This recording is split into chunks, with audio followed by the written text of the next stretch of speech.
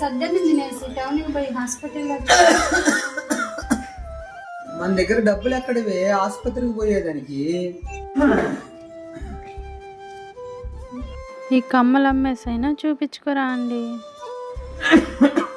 నీకుండేది ఒకే ఒక జత కమ్మలే, అవి అమ్మేస్తే మళ్ళీ కొనుక్కోలేమే. మనం రోజు హాస్పిటల్కి వెళ్ళి చూపించుకుంటానే. మనకి పేదరికం ఎప్పుడు పోతారండి? మన ఊర్లోకి ఎవరో స్వామీజీ వచ్చారంట. ఒకసారి వెళ్ళి ఈ సమస్యకు పరిష్కారం అడుగుదామండి. అట్లా అయితే వెళ్దాం పద, ఒకసారి బాబాని వెళ్ళి కలిసి వద్దాం. దండాలు బాబా గారు. చెప్పండి నాయనా, మీ సమస్య ఏంటి? బాబా గారు, మా ఆర్థిక సమస్యలు తగ్గడానికి ఏదైనా పరిష్కారం ఉంటే చెప్పండి బాబా. చెప్తాను నాయన.